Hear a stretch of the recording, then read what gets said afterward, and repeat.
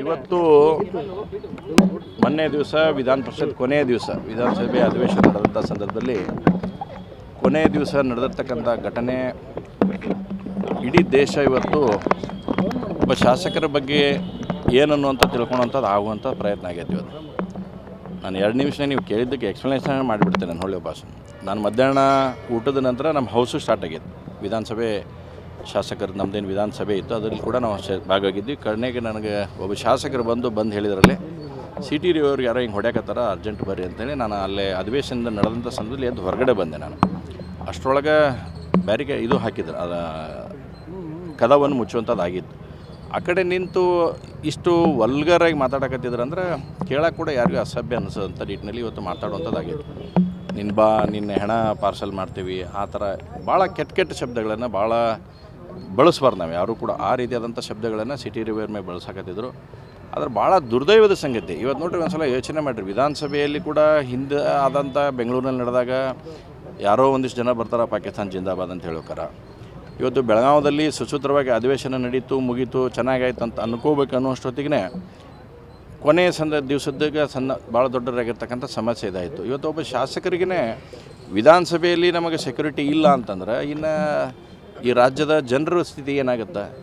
ಹಾಗಾದರೆ ಇಷ್ಟು ಜನ 35-40 ಜನ ಒಳಗಡೆ ಹೆಂಗೆ ಬಂದರು, ಯಾರು ಬಿಟ್ಟರು, ಅದಕ್ಕೆ ಕಾರಣ ಯಾರು ಕರ್ಕೊಂಬಂದರು, ಯಾರು PA ಅವರೆಲ್ಲರೂ PAನ ಓಪನ್ನಾಗಿ ನಿಂತು ಇವತ್ತು ದಬ್ಬಾಳಿಕೆ ಮಾಡ್ತಕ್ಕಂಥ ಕೆಲಸವನ್ನು ಮಾಡ್ಸತ್ತಾರೆ. ಒಬ್ಬ ಶಾಸಕರ ಮ್ಯಾಗೆ ಹಲ್ಲೆ ಮಾಡೋಕ್ಕೆ ಪ್ರಯತ್ನ ಮಾಡ್ತಾರೆ. ಅಂದರೆ ನೀವು PAಗಳದ್ದು ಆಡಳಿತ ನಡೀತಾ? ಹಾಗಾದರೆ ಇದನ್ನೆಲ್ಲವನ್ನು ಕೂಡ ನಾವು ಯೋಚನೆ ಮಾಡಬೇಕಾಗುತ್ತೆ. ಅಲ್ಲ, CID ವರ್ಗಾವಣೆ ಮಾಡಿದ್ದನ್ನು ಹೇಳ್ತೀನಿ ನಿಮಗೆ. ಅದಕ್ಕಿಂತ ಜಿಲ್ಲಾ ಉಸ್ತುವಾರಿಗಳೇ ಸಚಿವರಾಗಿರ್ತಕ್ಕಂಥ ಸತೀಶ್ ಜಾರಕಿಹೊಳಿ ಅವರು ಏನು ಹೇಳಿಕೆ ಕೊಟ್ಟರು, ಇದೇನು ಅವಶ್ಯಕತೆ ಇದ್ದಿದ್ದಿಲ್ಲ, ರಾತ್ರಿನ ಅವ್ರನ್ನ ಅರೆಸ್ಟ್ ಮಾಡ್ಬೋದು ಇತ್ತಿಲ್ಲ, ಅಲ್ಲಿ ರಾತ್ರಿ ಕಳಿಸಿಬಿಟ್ಟಿದ್ರೆ ಮುಗಿದೋಕಿತ್ತು ಅಂತ ಹೇಳಿದರು. ಸನ್ಮಾನ್ಯ ಗೃಹ ಸಚಿವರು ಕೂಡ ಭಾಳ ಸ್ಪಷ್ಟವಾಗಿ ನಿನ್ನೆ ದಿವಸ ಹೇಳಿದ್ದಾರೆ. ಏನು ಹೇಳಿದ್ರು, ನೀನು ಬೆಂಗಳೂರಲ್ಲಿ ಅವರು ಹೇಳಿಕೆ ಕೊಟ್ಟಾಗ ರಾತ್ರಿ ಅಡ್ಡಾಡಿಸಿದ್ದು ನನಗೇನು ಗೊತ್ತಿಲ್ಲ ಅನ್ನೋ ಮಾತನ್ನು ಹೇಳಿದ್ದಾರೆ. ಹಾಗಾದರೆ ಗೃಹ ಸಚಿವರಿಗೆ ಗೊತ್ತಿರಲಾರ್ದನ, ಜಿಲ್ಲಾ ಉಸ್ತುವಾರಿ ಮಂತ್ರಿಗೆ ಗೊತ್ತಿರಲಾರ್ದನ ಇವರು ತೊಗೊಂಡೋಗಿ ಸಾಕು ಹೇಳಿದಂಥ ಇಬ್ಬರು ಮಂತ್ರಿಗಳು ಯಾರು?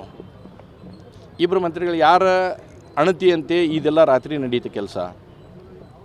ಪುಣ್ಯ ಇವತ್ತು ನೀವು ಇಡೀ ಮಾಧ್ಯಮದವ್ರು ಅದಕ್ಕೆ ಬೆನ್ನತ್ತಿದ್ರಿ.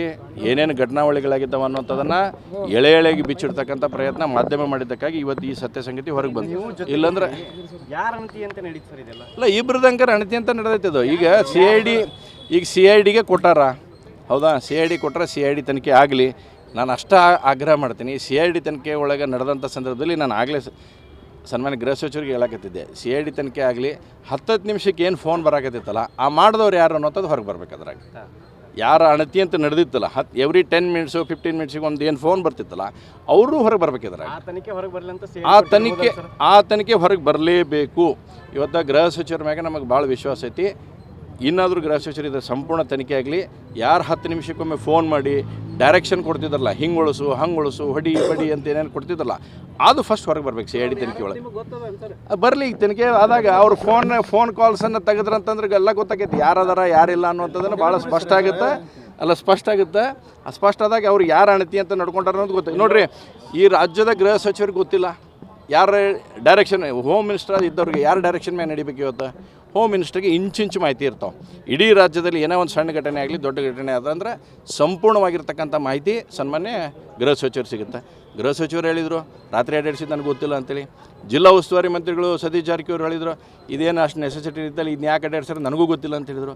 ಮತ್ತು ನಿಮಗೆ ಜಿಲ್ಲಾ ಉಸ್ತುವಾರಿ ಮಂತ್ರಿಗೆ ಗೊತ್ತಿಲ್ಲ, ಗೃಹ ಸಚಿವರು ಗೊತ್ತಿಲ್ಲ, ಇದನ್ನು ಅಡ್ಡಾಡ್ಸೋರು ಯಾರು? ಅಡ್ಡಾಡ್ಸಕ್ಕೆ ಹಚ್ಚಿದವ್ರು ಯಾರು? ಆ ಮಹಾನ್ ನಾಯಕರು ಗೃಹ ಸಚಿವರನ್ನು 100% ಇದರ ಬ್ಲ್ಯಾಕ್ ಇಡುವಂಥ ಪ್ರಯತ್ನವನ್ನು ಆ ಮಹಾನ್ ನಾಯಕರು ಮಾಡಿದಾರ. ಯಾರ್ಯಾರು ಅನ್ನುವಂಥದ್ದನ್ನು ಮಾಡಿದಾರ. ಅಲ್ಲ ನೋಡ್ರಿ, ಟೆಲಿಕಾಮ್ ತೆಗೆಸೋದು ದೊಡ್ಡದಿರಂಗಿಲ್ಲ. ಆದರೆ ಇವತ್ತು CIDಗೆ ಕೊಟ್ಟಿದ್ದಾರೆ ಅಂತ ಹೇಳಿದ್ದಾರೆ.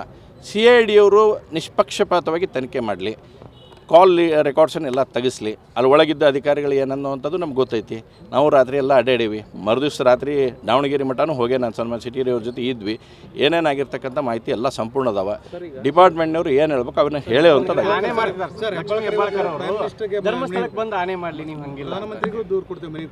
ಅಲ್ಲ ನೋಡ್ರಿ, ಅಣಿಪಾಣಿ ಒಳಗೆ ಯಾರು ನಂಬಿಕೆ ಐತ್ರಿ? ಇವತ್ತು ಏನಾಗೈತೆ ಸಮಸ್ಯೆ ಅಂದ್ರೆ ರಾಜಕಾರಣಿಗಳಿಗೆ ಅಣಿ ಹಾಕಿ ಆ ದೇವ್ರನ್ನೂ ಸತ್ಯಕ್ಕೆ ಸಮಸ್ಯೆ ಮಾಡೋಂಥದ್ದು ತಂದಿಟ್ಟಾರೆ. ಸುಳ್ಳು ಹೇಳಿದ್ವು ಅಣಿ ಮಾಡ್ತಾರೆ. ಏನು ಮಾಡಿಸ್ಬೇಕು ಇನ್ನು ಇಂಥವ್ರನ್ನೆಲ್ಲ ಮಾಡೋದ್ರಿಂದ? ಇವತ್ತು ಮನುಷ್ಯಾಗೆ ತನ್ನ ಸ್ಥಿತಿ ಏನನ್ನುವಂಥದ್ದು ಅದಕ್ಕಿಂತ ಹೆಚ್ಚಿಗೆ ಯಾವ ಅಣಿಪಾಣಿನೂ ಜರೂರತ್ ಇರಂಗಿಲ್ಲ. ನಾ ಏನದೇನೆ ಅನ್ನೋದು ನನಗೆ ಸ್ಪಷ್ಟತೆ ಇದ್ಬಿಟ್ರಂದ್ರೆ ಆಣಿಪಾಣಿ ವಿಶ್ವಾಸನ ಬರೋದಿಲ್ಲ.